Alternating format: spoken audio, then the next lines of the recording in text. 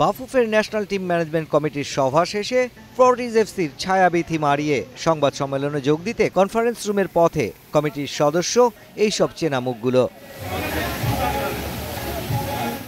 জাতীয় দলের head coach হাভিয়ার কাবরেরার পারফরম্যান্সে খুব একটা সন্তুষ্ট নয় দেশের ফুটবল ভক্তরা। সিঙ্গাপুর ম্যাচের পর কোচের পদত্যাগ চেয়েছেন বাফুফের নির্বাহী কমিটির এক সদস্যও।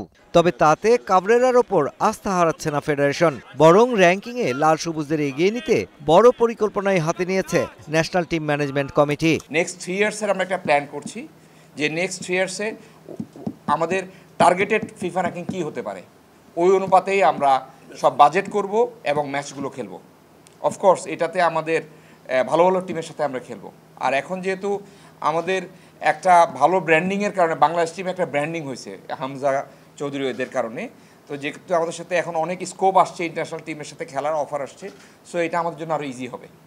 হামজা চৌধুরী সমিত সোমের আগমনে বেড়েছে ফুটবল উন্মাদনা, যা ধরে রাখতে জাতীয় দলের পারফরম্যান্স গুরুত্ব পাচ্ছে বাফুফের ভাবনায়। সেই পারফরম্যান্স আপগ্রেড করতে দলকে দিতে হবে পাকাপোক্ত প্ল্যাটফর্ম। সেজন্য শনিবার ডাকা হয় ন্যাশনাল টিম ম্যানেজমেন্ট কমিটির সভা। সিদ্ধান্ত এসেছে জাতীয় দলের আসন্ন ম্যাচগুলোতে এই স্পেনিয়ার্ডই থাকছেন ডাগআউটে।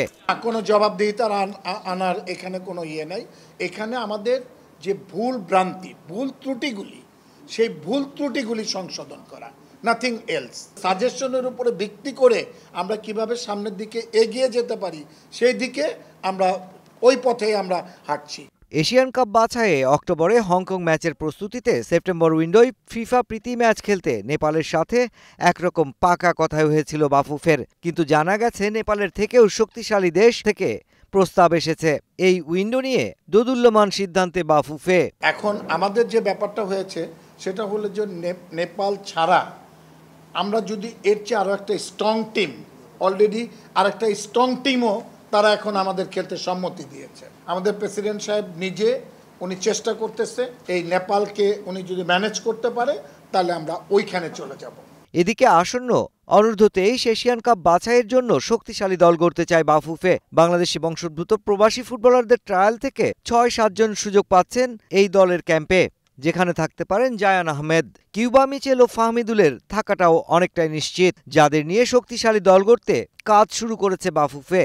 23 এবং ন্যাশনাল টিম দুইটাই আমাদের কাছে অনেকগুলো টিম। আগে আমরা টিম পেতাম না খেলার জন্য, একটা আন্তর্জাতিক একটা টিম থেকে একটা অফার আসছে যে তারা আমাদেরকে মানে কন্ডিশনের জন্য ম্যাচ খেলতে চায়। সো ওইটাতে আমরা একটু চেষ্টা করছি আর কি, এটাতে একটু ইঞ্জিনিয়ারিং করার জন্য, যে হয়তো ক্যাম্পটা আমরা ওইখানে নিয়ে ওদের সাথে 2টা ম্যাচ খেলে ওইখানে আমরা এটা করা যায় কিনা। সো এটা নেক্সট উইক পর্যন্ত আমাদের একটু ওয়েট করতে হবে ফাইনালাইজেশনের জন্য। তবে অনূর্ধ্ব-23 দলের জন্য থাকছে না কোনো বিদেশি কোচ। চলতি সপ্তাহেই নিয়োগ দেয়া হবে একজন দেশি কোচকে, আর তারপরেই শুরু হবে এশিয়ান কাপের প্রস্তুতি camp. Mushfiqur Rahman, star news.